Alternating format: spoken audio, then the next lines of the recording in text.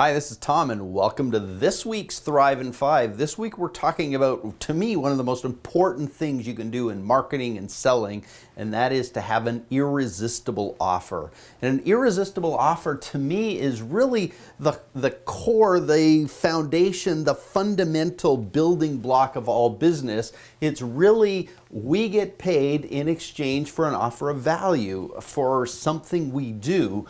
And that's really what builds a business, because at the end of the day, if we can build a business based on making great offers and people pay us, and we do that exponentially, we have value that we create for ourselves and for our clients. So the offer, which is critical to making your business work, really has some dynamic to it that should be understood in order to make it not just an offer, but an irresistible one. So let's talk about it. Let's start first with, what are your clients thinking, or what are your prospects thinking when you come to them with an offer? Well, I think these are the big questions that they come with. The first is, what is it that you're offering? What are you selling? What are you trying to get me to do or respond to? So what's going on? The second thing is, ultimately, and this is really part of the whole offer negotiation, is how much does it cost?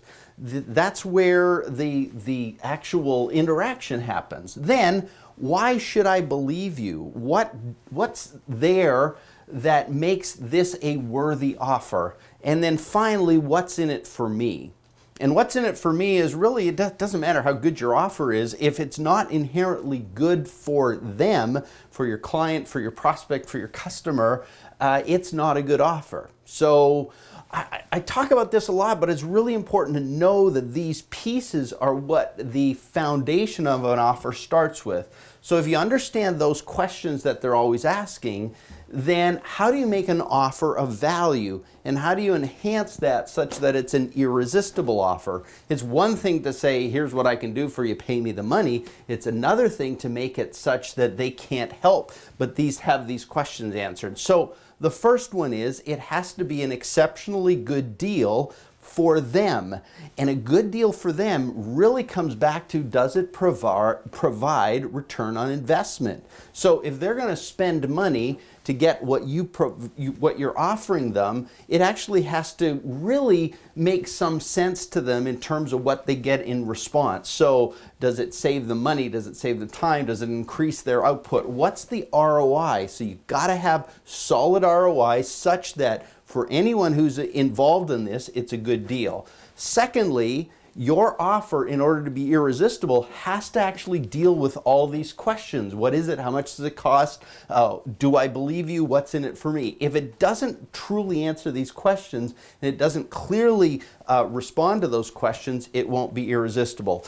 And then I think finally, trust and credibility and believability is really what drives this. So is there proof that your offer is good? Is there some kind of suggestion in your offer that you have proven this to other people? So without trust and believability, your offer is not really going to be irresistible. Now, just some examples of solid, compelling offers that you might be aware of in history. You might know this one when it absolutely, positively has to get there overnight. Federal Express really built an irresistible offer, not just in their services, but as a whole, as a company in general. And then there was pizza hot and fresh, delivered to you in 30 minutes or less, or it's free.